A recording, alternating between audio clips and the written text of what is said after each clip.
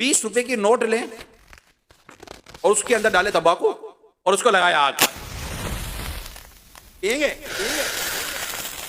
ये कर रही है कौम। यानी सिगरेट दुनिया का वाहिद प्रोडक्ट है कि जिसके बनाने वाले ने बना लिखा है ये पियोगे मर जाओगे, कैंसर हो जाएगा, मुंह बनाया मुंह ऐसा मुंह हो जाएगा। लेकिन मजाल है कोई छोड़े, समझ नहीं आती कि क्या चीज है कि आदमी देख कर भी लेता है, बट ठीक है बोले मुंह सही है, अभी अपना थोड़ी मुंह ऐसा होएगा।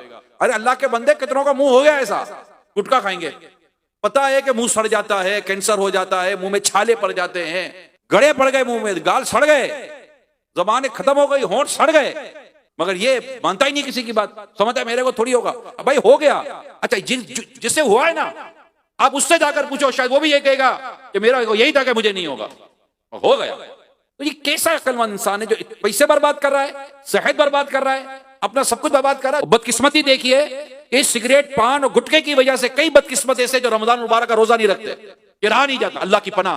अब ये आदत जहन्नम की तरफ लेके जाएगी। माह रमजान से बेहतर महीना कौन सा आएगा यार, आप ये बुरी आदतें छोड़ दो।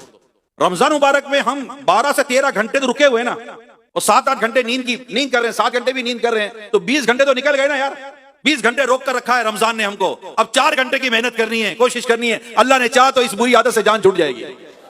अगर आपको ऐसा है कि ये नहीं छूटती तो ये भी किसी ने झूठ बोला है, आपको गलत बयानी की है, ये छूट जाती है। अरे तुम अच्छी आदतें छोड़कर बैठे हो, बुरी आदत नहीं छोड़ पाते।